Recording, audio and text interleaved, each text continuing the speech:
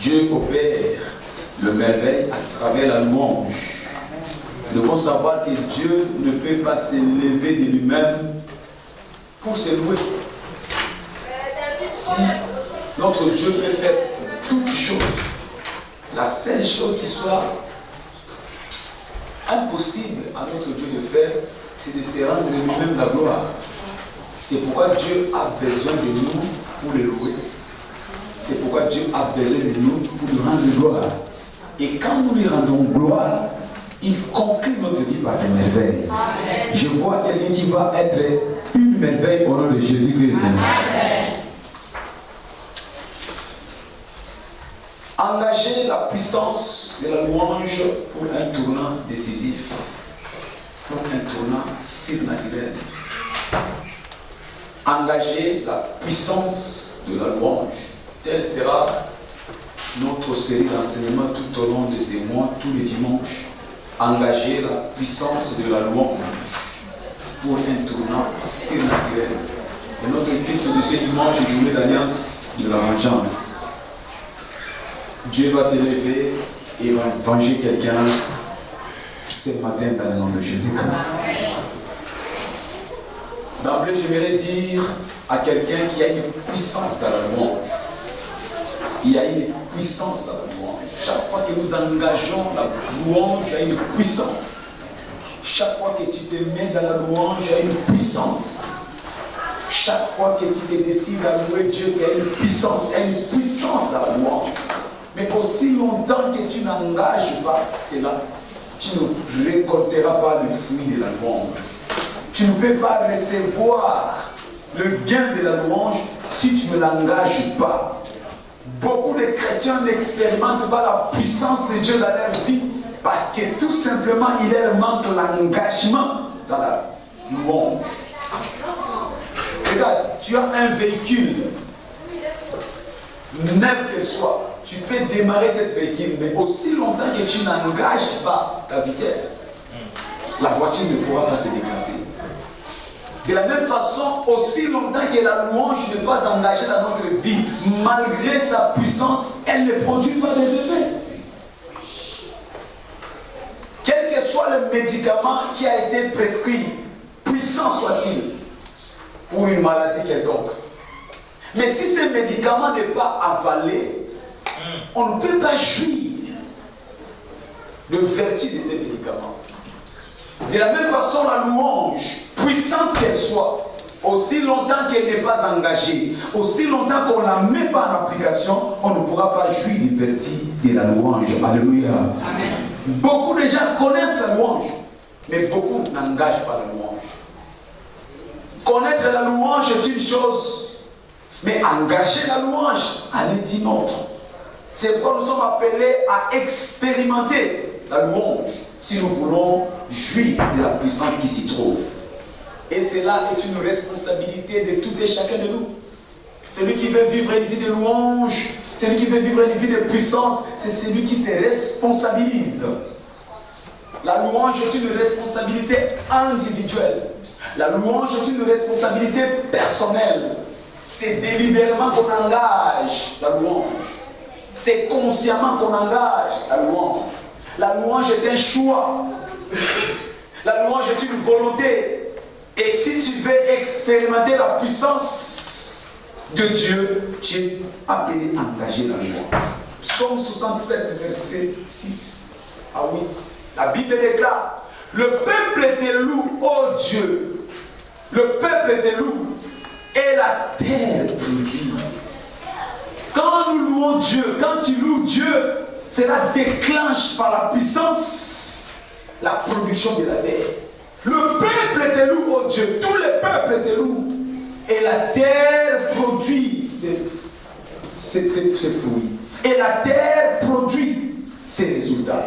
Et la terre produit ce qu'il est appelé à donner. Mais il faut commencer par louer Dieu. Quand tu loues Dieu, et cela provoque la production de la terre. La Bible dit, Dieu notre Dieu nous bénit. Si tu veux expérimenter la bénédiction dans ta vie, loue Dieu. La louange attire la bénédiction de Dieu dans ta vie.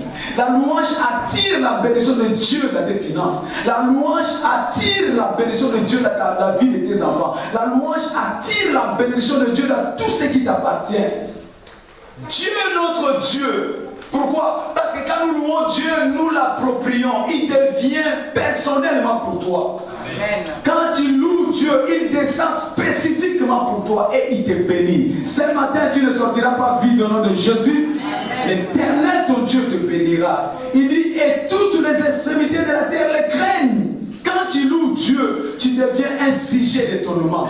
Les gens qui t'ont connu vont te craindre à partir de la présence de Dieu dans ta vie. Amen. Quand tu loues Dieu, Dieu descend, il te bénit. Le monde qui s'est moqué de toi vont commencer à craindre ton Dieu. Quand tu loues Dieu, les portes qui étaient fermées commencent à s'ouvrir d'elles-mêmes. Quand tu loues Dieu, les chaînes qui étaient entre tes mains, sous tes pieds, commencent à se délibérer tout seul. La présence de Dieu. Alléluia. Amen. Le peuple te loue, ô Dieu.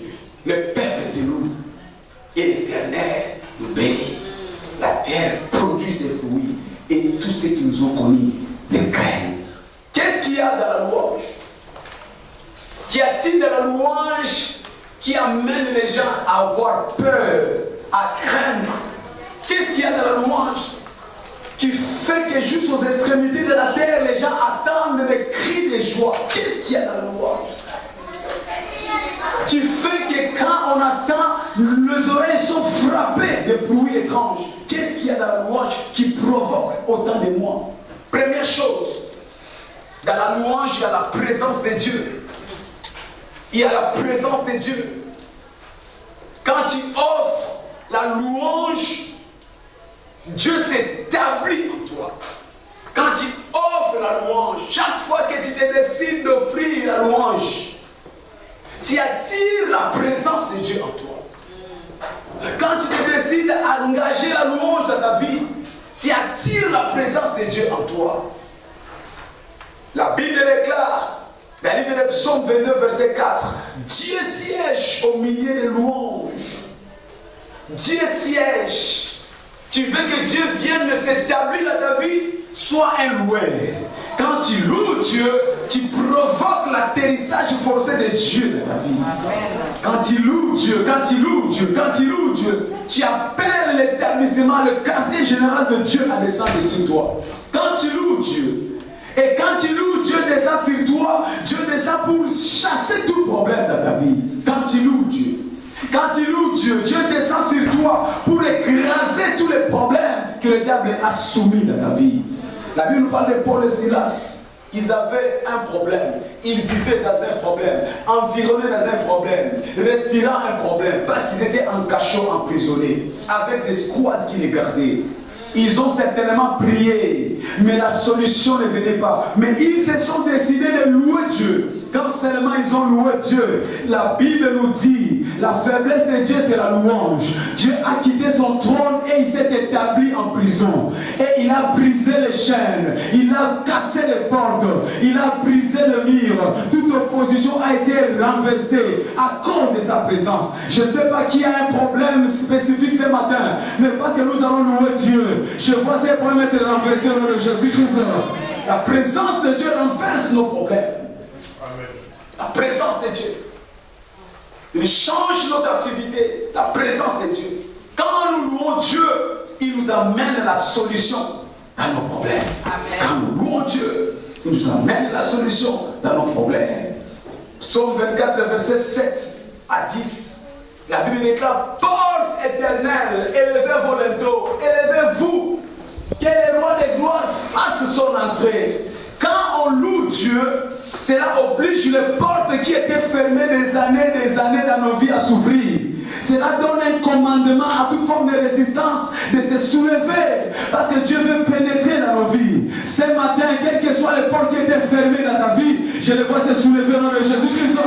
Parce que la louange attire Dieu, et la présence de Dieu oblige les portes à se soulever. La présence de Dieu oblige les portes éternelles à se soulever. Les portes de la maladie, les portes de la condamnation, les portes de célibat, les portes de la stérilité, les portes de chômage. Ce matin, je les vois se soulever au nom de Jésus-Christ. Oh, je n'ai pas entendu ton amen. La présence de Dieu oblige les portes éternelles à se soulever. La présence de Dieu.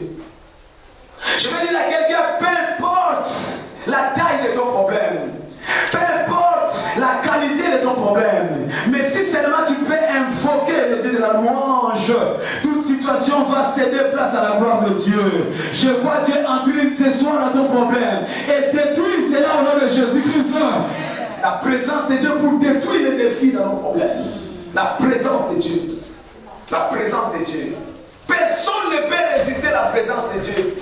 Aucun démon, aucun sorcier, aucune malédiction ne peut résister à la présence de Dieu. Ce dont tu as besoin pour changer ton problème, c'est la présence de Dieu. C'est la présence de Dieu. La présence de Dieu. Et la présence de Dieu descend dans la louange. Quand Dieu descend par la louange, sa présence écrase les problèmes. Ce matin, reçois la liberté.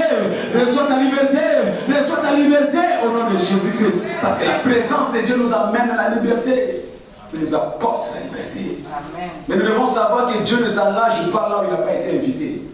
C'est donc notre responsabilité d'inviter Dieu. Alors sois un homme de louange. Quand tu loues Dieu, tu invites Dieu. La façon d'inviter Dieu dans ton problème, c'est quand tu le loues. Chaque fois que tu loues Dieu, c'est une invitation offerte à notre Dieu. Seigneur, viens dans mon problème. Chaque fois que tu loues Dieu, tu l'appelles à venir sans protocole dans ton problème. La louange attire la présence de Dieu. La louange attire la présence de Dieu. Écoutez, Abraham avait un problème. Sa femme qui avait presque 80 ans n'arrivait pas à lui donner un enfant. Mais Abraham, la Bible nous dit qu'il louait Dieu. Il ne s'était pas limité dans le murmure, mais il continuait à louer Dieu. Il continuait à louer Dieu. Malgré que sa femme était stérile, Abraham continuait à louer Dieu. Que ton problème ne t'empêche plus à louer Dieu.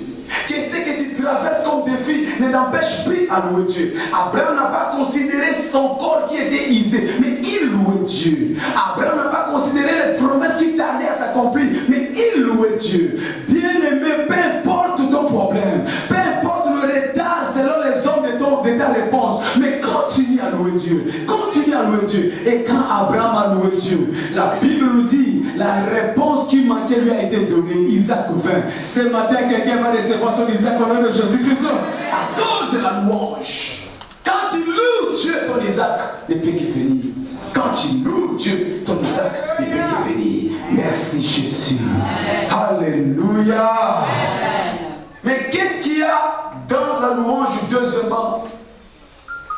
Dans la louange, il y a la révélation. Dans la louange, il y a la révélation. La louange nous introduit dans la révélation. Sois un loueur. Sois un homme d'atmosphère de louange. Quand tu crées l'atmosphère, l'environnement de louange autour de toi, Dieu te révèle ton futur. Beaucoup de personnes sont coincées dans la vie parce qu'ils n'ont pas la vision de leur futur. Mais tu veux voir où Dieu t'amène. Sois un homme qui loue Dieu. Sois une femme qui loue Dieu. Quand tu crées l'environnement de la louange, Dieu t'ouvre les yeux spirituels. Tu commences à voir ton futur. Tu n'auras plus peur de ton avenir. Tu n'auras plus peur de l'incertain. Parce que Dieu te montre où tu vas. Alléluia. Amen. Dieu te montrera où tu vas. Ça sera en colère. Tu verras ta destinée. Tu verras le voyage avec lequel Dieu veut marcher avec toi. Tu le verras. Tu le verras. Alors que tout le monde va se fatiguer, mais toi tu sauras que Dieu ne peut pas me tromper. C'est que je vis. Je vais le toucher. Dieu te montrera. Tu as besoin de la louange. Dans 2 Rois chapitre 3, verset 14 à 17. La Bible nous dit qu'il y avait un problème. Élisée devait accompagner les rois Josaphat avec les rois d'Israël dans une bataille. Arrivé quelque part, ils ont manqué de l'eau. Pour les bétails, ils ont manqué de l'eau. Il n'y avait plus rien. Ils étaient limités. Alors le roi Josaphat posa la question, n'existe-t-il pas ici un prophète? Il n'y a pas un prophète à côté qui peut nous parler de certaines choses. Et on nous dit, il y a juste un prophète qui s'appelle Élisée. Élisée, qui était serviteur d'Élie, qui lui lavait le main. Alléluia. Alors on alla s'approcher de du prophète Élisée. Élisée dit, l'Éternel des armées dont je suis le serviteur est vivant. Si je n'avais pas égard à Josaphat, roi de Juda, je ne ferai aucune attention à toi et je ne te regarderai pas. Maintenant, amenez-moi un joueur de harpe. Amenez-moi quoi? Un joueur de harpe. Et comme le joueur de la harpe jouait, la Bible dit, la main de l'Éternel fut sur Élisée. La main de l'Éternel fut sur Élisée. Et il dit, ainsi parle l'Éternel. Faites dans cette vallée de fossés, car ainsi parle l'Éternel. Vous n'apercevez point de vent, vous ne verrez point de pluie, et cette vallée se remplira d'eau. Et vous boirez, vous, vos troupeaux et votre bétail. Prophétie exacte, nette et claire. Quand seulement le joueur de harpe a commencé à jouer. Quand seulement le musicien, le loueur, ceux qui louent Dieu ont commencé à louer. La Bible dit, la main de l'Éternel fut sur Élisée. Il y a beaucoup de personnes qui n'ont pas encore expérimenté la main de l'Éternel sur leur tête, parce qu'ils ne sont pas des gens de louange. Quand ils louent Dieu, la main de l'Éternel descend sur toi. Et quand cette met des sens sur toi, il t'ouvre la vision. Tu commences à voir ton futur. Il te donne les solutions. Il te donne les orientations. Il te donne les directives. Il te montre ton futur mari. Il te montre ta future épouse. Il te montre ton pays d'établissement. Il te montre la ville où tu résideras. La main de l'Éternel était sur la tête d'Élisée. Ce matin, je vois la main de Dieu sur ta tête au nom de Jésus-Christ. Il va te montrer les choses qui te manquaient. Il va te montrer les choses qui te manquaient. Alléluia. Amen. C'est pourquoi je veux dire à quelqu'un, tu dois arrêter de te confier aux hommes. Arrête d'aller chercher des solutions auprès des hommes. Même quand les choses s'écorcent autour de toi, quand les choses deviennent difficiles autour de toi, ton problème, c'est parce que tu cours auprès des hommes. Loue plutôt Dieu. Quand tu vois que rien ne marche dans ta vie, loue plutôt Dieu. Élisée a vu un problème, mais il savait que la solution viendra quand je loue Dieu. Y a-t-il pas un loueur? Y a-t-il pas quelqu'un qui joue des harpes? Y a-t-il pas quelqu'un qui acclame le Seigneur? Loue seulement Dieu. Alléluia. Quelle que soit l'obscurité que tu traverses, loue seulement Dieu. La main de l'Éternel se reposera sur toi et il te montrera la solution. Je vois quelqu'un qui va sortir de l'obscurité dans le Jésus-Christ. Dieu va te montrer la lumière. Amen. Alléluia. Arrête de te confier aux hommes pour tes problèmes. Arrête de te confier auprès des grands pour ton problème. Tu veux que Dieu vienne te parler. Parce que pour tout problème dont nous rencontrons, la parole de Dieu vient comme une réponse à nos soucis. Amen. Alors tu veux écouter la voix de Dieu, sois seulement celui qui loue Dieu. Amen. Ne considère pas les défis, mais considère la louange. Parce que la louange amène la présence de Dieu. Et la présence de Dieu est plus grande que ton défi. Alléluia. Que l'environnement que tu vis ne t'influence pas à oublier la vie de la louange. Tu dois arrêter de prendre des décisions précipitées, des décisions émotionnelles. Mais cherche plutôt à avoir d'abord l'intervention de Dieu par la louange. Quel que soit ce qui t'arrive, avant de décider, nous avons Dieu. Amen. Entre celle de la chambre, c'est vrai que ça fait mal. Est-ce que cela doit t'obliger à répondre rapidement? C'est vrai que cela t'attriste. Et cela doit t'amener à te bagarrer. Non, loue d'abord Dieu. Quand tu loues Dieu, Dieu descend par sa main et il te donne ce que tu dois faire. La louange, la louange, la louange, la louange. Beaucoup de personnes ont détruit leur vie à cause de décisions rapides, inconsidérées, précipitées. Alors qu'ici, tu avais loué Dieu, tu allais leur donner ce qu'il fallait pour sortir de ces problèmes. Merci Jésus. Alléluia. Il avait dit ce qui est caché appartient à Dieu. Mais ce qui est révélé nous appartient. Mais comment cela deviendra révélé? C'est par la louange. C'est quand tu loues Dieu que les choses cachées deviennent révélées. Dieu va commencer à t'introduire dans cette profondeur, Amen. Tu vas commencer à palper le secret de Dieu. C'est dans la louange que tu vas aller toucher les intimités de Dieu. La louange. La louange. Les enfants de Dieu sont des amis de Dieu. Qu'ils amènent dans cette profondeur, dans ces secrets. Comment? Par la louange. Quand tu es un loueur, Dieu t'amène dans cette profondeur. Amen. Quand tu te montres les choses cachées, cela devient de révéler. Il devient de révéler.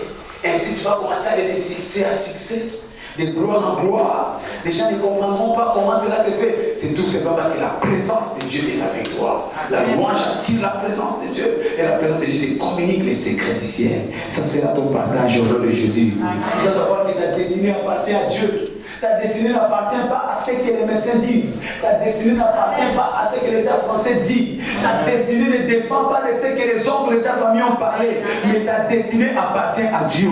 Alors pour accéder dans les secrets de la destinée, sois celui qui loue Dieu. Quand tu loues Dieu, il t'introduit dans ta destinée. Merci Jésus. Troisième chose. Qu'y a-t-il dans la louange? Dans la louange, nous avons l'onction fraîche.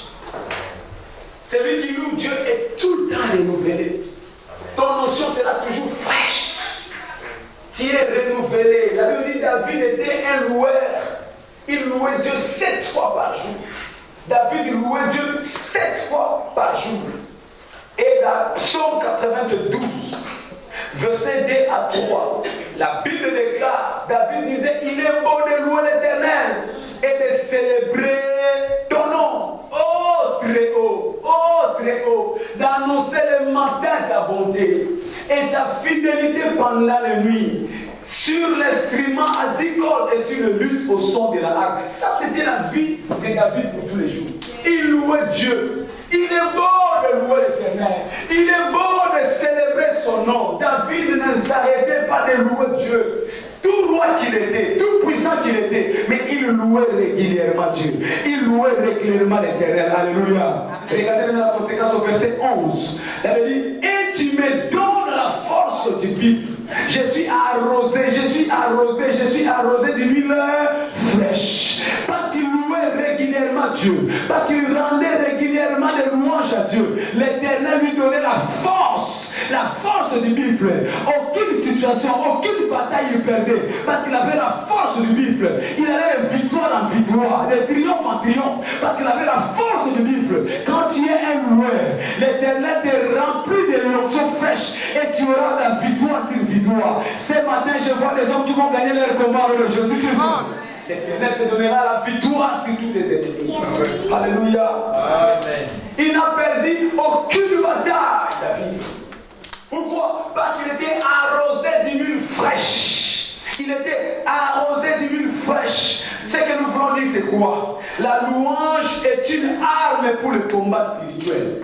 Quand il y a la louange, tu deviens un homme avec une arme de combat spirituel. Frères et sœurs, nous sommes dans un monde de combat. La vie où nous vivons, c'est une vie de combat. La terre où nous vivons, c'est une terre de combat. Quand tu ne veux même pas combattre, le combat viendra sur toi. Quand tu ne cherches pas les problèmes viendront sur toi. Quand tu ne cherches pas des ennemis, les ennemis viendront sur toi. Alors tu as besoin d'une arme. Et l'arme pour le combat spirituel, c'est la louange. Quand tu engages la louange, tu remportes toutes les batailles de la vie. Je vois quelqu'un qui va remporter les batailles.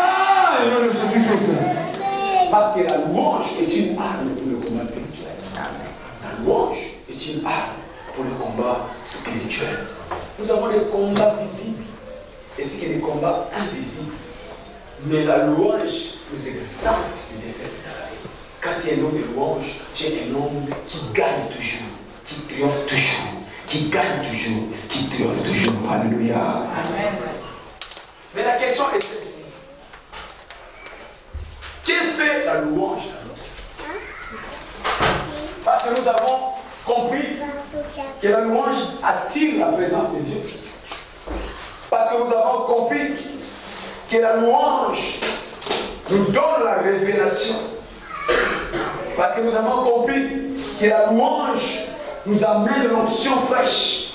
Maintenant, qui fait la louange après avoir apporté toutes ces choses? Premièrement, la louange transfère nos batailles en Dieu.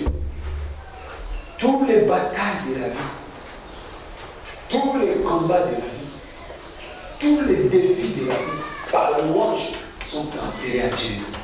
Tout ce que tu as subi comme défaite dans le passé, c'est parce que tu n'avais pas encore le Dieu de la louange. Mais quand tu loues Dieu, tes combats deviennent ces combats. Tes épreuves deviennent ces épreuves. La Décronie chapitre 20, verset 17 à 24, la Bible nous parle du roi Josaphat, qui était assiégé par 3 nations plus puissantes que lui. 3 nations plus importantes, plus fortes, plus équipées, bien armées plus que lui. Josaphat était dépourvu de capacités et de moyens. Dans sa détresse et dans sa frayeur, il se retourna vers l'Éternel. Oh Dieu, Éternel mon Dieu, regarde ces 3 nations qui m'environnent. Dieu le regarda, il répondit à Josaphat, vous n'aurez pas à combattre à cette affaire. Amen. Quand tu loues Dieu, tes affaires deviennent des affaires de Dieu. Amen. Quand tu loues Dieu, tes ennemis deviennent les ennemis de Dieu. Amen. Quand tu loues Dieu, ta maladie devient la maladie de Dieu. Oh, je n'ai pas entendu ton amen. Quand tu loues Dieu, ta frustration devient des frustrations de Dieu. Quand tu loues Dieu, ceux qui te persécutent vont persécuter Dieu. Et je ne vois personne qui veut persécuter Dieu. Dieu se charge de tes combats.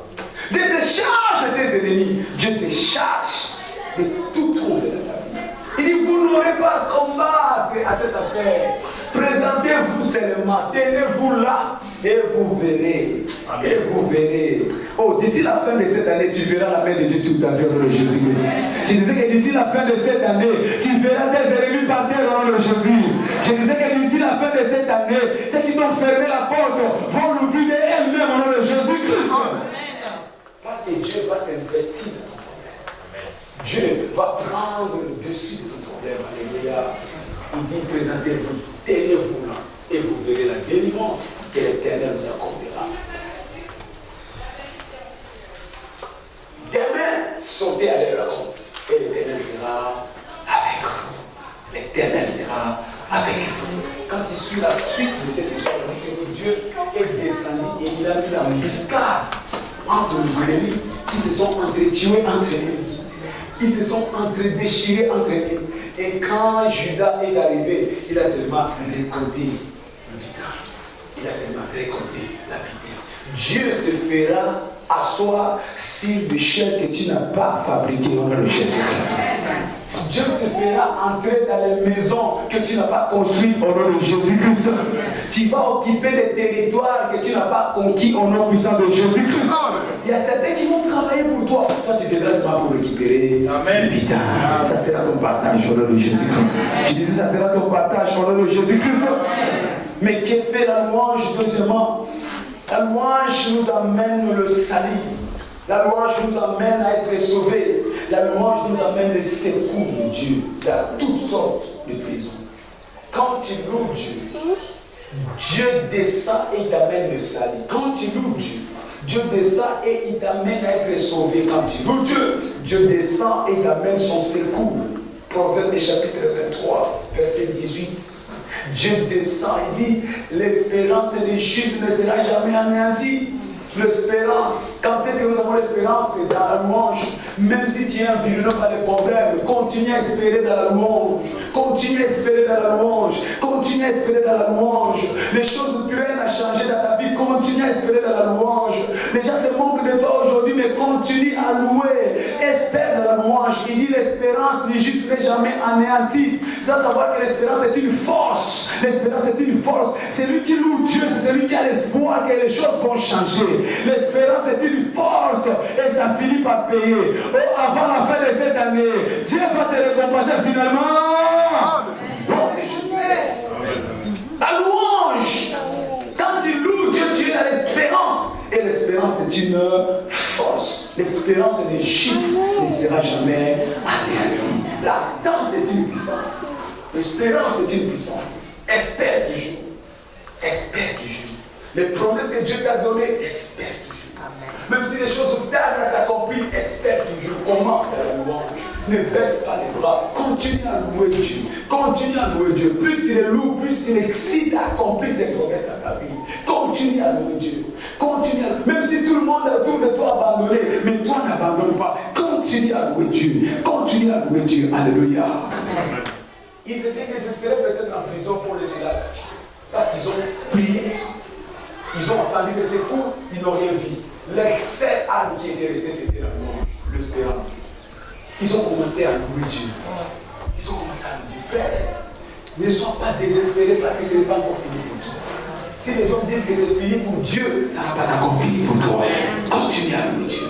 Continue à louer Dieu. Quand tu loues Dieu, tu provoques la grâce. Quand tu loues Dieu, tu provoques l'espérance. Et l'espérance du juste, à moins que Dieu soit mandé, dit l'espérance du juste n'est jamais anéantie. L'attente du juste n'est jamais anéantie. Par là qu'ils ont commencé à chanter, on dit tout à coup. Tout à coup. Parce qu'il y a toujours un tout à coup pour ceux qui espèrent à Dieu. Tu peux attendre longtemps, il y a un tout à coup qui va amener ta prière au nom de Jésus-Christ. Il y a un tout à coup qui va amener ton miracle au nom de Jésus-Christ.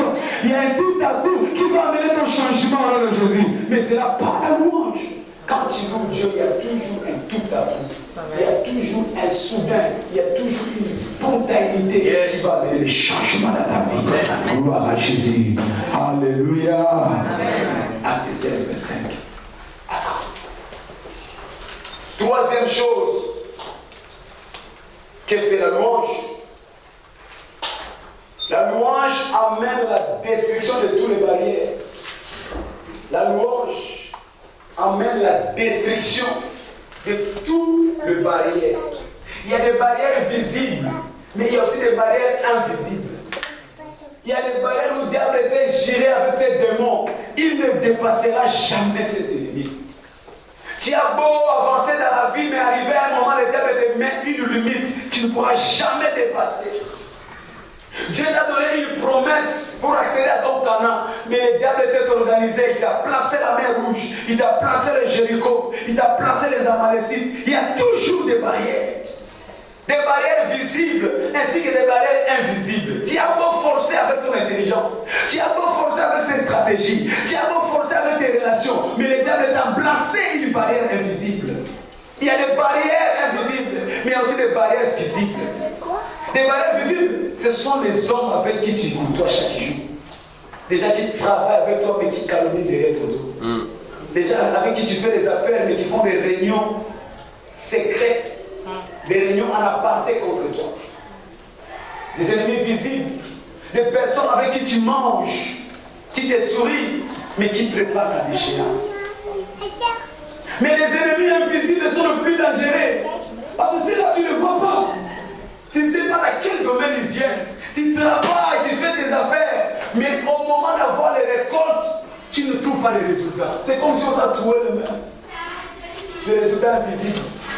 Tu peux avoir des fiancés qui se succèdent, mais jamais une proposition sérieuse du mariage. Ils viennent, ils partent, ils viennent, ils partent. Des barrières invisibles. Tu peux avoir des diplômes qui t'exhibent à qui veut le voir, mais ces diplômes-là ne sont que des papiers inutiles. Jamais tu n'as été embauché. Quand tu te présentes dans l'embauche, on peut embaucher même ceux qui sont moins intelligents que toi. Mais toi, c'est toujours des barrières. Des barrières invisibles. Des barrières invisibles. Mais quand nous louons Dieu, la louange provoque la destruction de toutes les barrières. À la route de notre destinée, à la route de notre Canaan, la louange brise toutes les barrières. Alléluia. Je vais dire à quelqu'un là où tu es, ce n'est pas la fin. Je déclare que toute barrière qui t'empêche d'avancer sera détruite ce matin. Au nom de Jésus-Christ. La louange repousse les barrières visibles. La louange repousse les barrières invisibles. Dans Josué chapitre 6, verset 20, Dieu leur a promis l'accès dans la ville de Jéricho. Mais le problème, il y avait une grosse opposition. Il y avait des barrières. On dit que le mur de Jéricho était énorme. Ça représentait 6 chevaux à l'année. C'était fortifié. Il n'y avait pas moyen d'accéder, malgré la promesse de Dieu. Écoutez, Dieu peut te donner la promesse d'une chose, mais l'acquisition de la chose est une autre histoire. Il y avait une forte opposition, il y avait une barrière efficace. Le peuple se sont avancés. Dieu, tu nous as donné cette promesse. La ville de Jéricho nous appartient. Il t'a déjà donné, mais il y a des barrières. Alléluia. Dieu t'a déjà promis ce mariage, mais il y a des barrières. Ce n'est pas parce que Dieu t'a promis que tu ne peux pas avoir l'opposition. Il est écrit dans 1 Corinthiens chapitre 16, verset 9. Une grande porte efficace vous est ouverte, mais beaucoup d'ennemis. Beaucoup d'ennemis. Dieu t'a donné la promesse, mais les ennemis sont là pour t'empêcher l'accès. Mais la Bible nous dit, Dieu dit à Josué, dites aux enfants d'Israël de faire des bruits, de sonner la trompette, de faire la louange, la louange, la louange. Moi, je m'attendais que Dieu allait donner des flèches, des lances, des boucliers, des pierres. Mais il dit rien de tout cela. Alléluia. Amen. La louange est une arme simple mais redoutable. Amen. Il est plus puissant que les armes nucléaires. La louange. Le peuple d'Israël a commencé à sonner les trompettes. La Bible dit qu'ils ont fait des bruits jusqu'à ce que le mur de Jéricho s'est effondré. Ce matin, toute barrière visible et invisible, alors que tu vas louer Dieu, je le vois s'effondrer devant toi, Jésus-Christ. Alors ne minimise pas la puissance de la louange. La louange fait fondre les murs construits avec des matériaux durs, résistants, durables, mais par la puissance de la louange, ils sont tous effondrés. La louange brise les murs. La louange fait sauter, pulvériser les portes. La louange. Et le peuple de Jéricho, d'Israël, a possédé Jéricho. Je déclare ce matin, tu vas posséder tes possessions de Jésus-Christ. Tous les barrières qui t'empêchaient d'accéder, sera brisé les fantômes de Jésus-Christ. Parce que la mange va provoquer des éclaboussement de toute opposition, de toute barrière devant toi. Merci Jésus-Christ. Et la quatrième chose et la dernière, que fait la louange? La louange emmène l'exécution de la vengeance et le jugement de Dieu. La vengeance de Dieu et le jugement de Dieu à notre faveur. La louange amène l'exécution de la vengeance. Nous avons un Dieu qui venge ses enfants. Nous avons un Dieu qui juge le peuple pour ses enfants, pour ses élus. Et quand nous louons Dieu, cela amène la vengeance de Dieu. Quand nous louons Dieu, cela amène le jugement de Dieu à notre faveur. Tu vas savoir qu'aussi longtemps que certains de tes ennemis ne sont pas encore vengés, le jugement de Dieu n'est pas encore déclaré sur leur vie, tu ne seras jamais en paix. Le diable va continuer à te molester aussi longtemps qu'il y a certains de tes ennemis. Il y a des ennemis que Dieu va s'élever pour te venger. Aussi longtemps que ces gens seront en paix, tu ne seras jamais en paix. Alléluia. Amen. La Bible nous dit dans Ésaïe chapitre 6, verset 1. Au jour de la mort du roi Osias, Israël vit Dieu. Il fallait que le roi Osias meure afin que Israël voie Dieu. Tu ne verras pas la main de Dieu dans ta vie. Tu ne verras pas la gloire de Dieu dans ta vie. Tu ne verras pas la lumière de Dieu dans ta vie aussi longtemps que ton roi Osias est vivant. Il y a des rois Osias. Des rois Osias qui viennent pour nous empêcher la joie de Dieu. Des rois Osias qui viennent nous empêcher notre célébration. Des rois Osias qui viennent nous empêcher notre promotion. Ils sont toujours là. Au jour de la mort du roi Osias, Israël vit Dieu. Il y a des hommes qui doivent mourir. Alléluia. Amen. La dit, tu ne laisseras pas vivre des sorciers. Les rois Osias, ce sont des sorciers dans notre vie, des sorciers dans nos foyers, des sorciers dans nos familles, des sorciers dans nos finances. Il y a des sorciers qui doivent être vengés. Je vois la colère de s'abattre sur les sorciers de Jésus-Christ. Tout sorcier derrière ta malédiction doit être détruit. Amen. Amen. Alléluia. Le Dieu de la vengeance doit s'élever. Alléluia.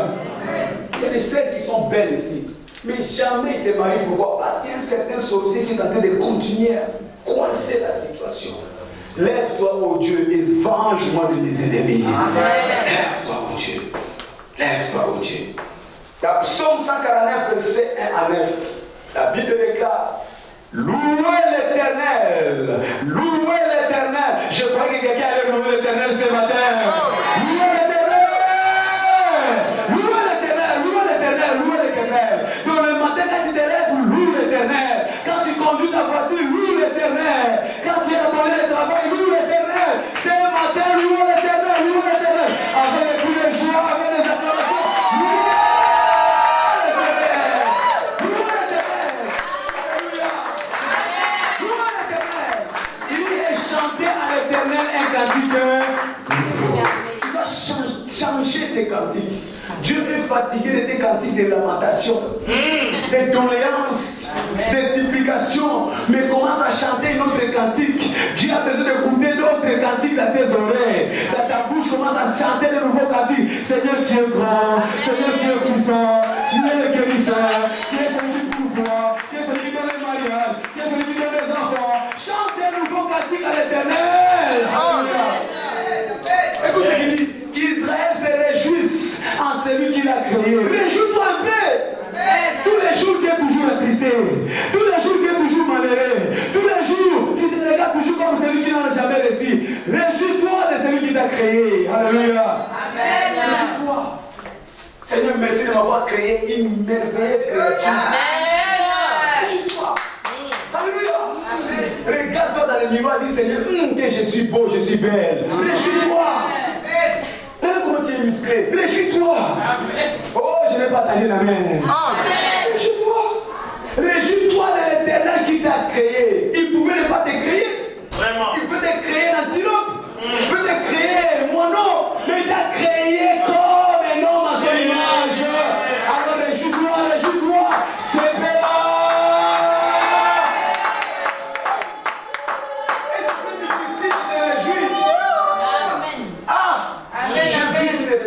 un évangéliste qui n'a pas de...